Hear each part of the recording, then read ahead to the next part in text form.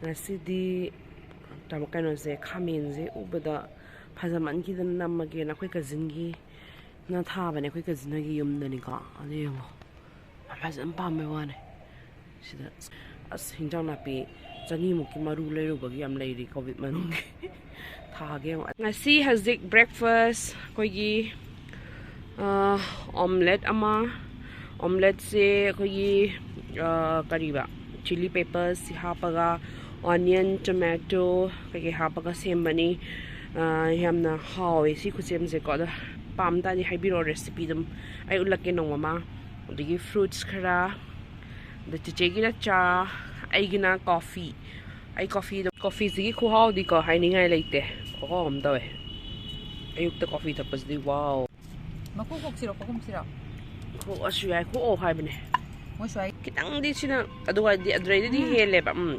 adri ngang sang jungang ja nge mon le pura sao ji sao si ju haw ba do nang ju khar sa haw ukulele kallo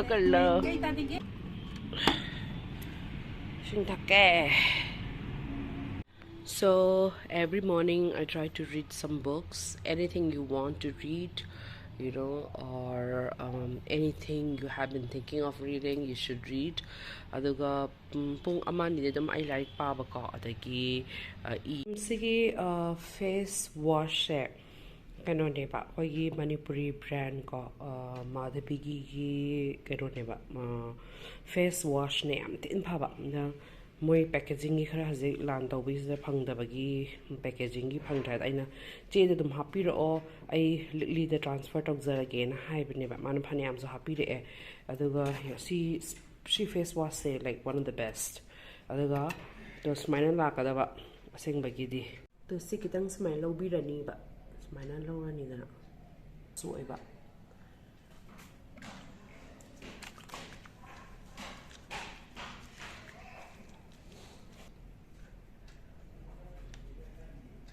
Tapirani, I tara again. Kalaw ba.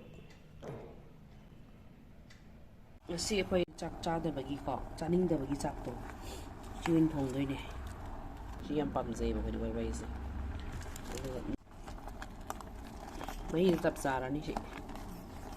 Nang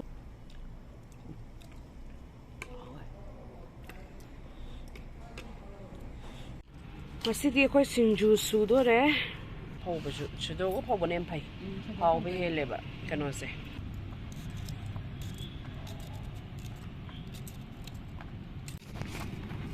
ni yang kup ne ni ispa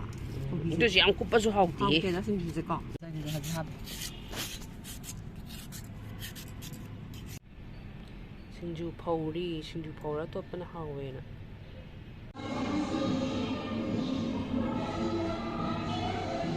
akoy snack plants se pura lei sa leng handak ti ana ngak khare di udri ba amta ana mayam da share to ge na mayam una ba yaw bi ra bra yeng bi yo snack plants flowers which blooms like I don't know after how many years and I've seen it for the first time in my life so I really wanted to share with you guys so bye please like and subscribe my channel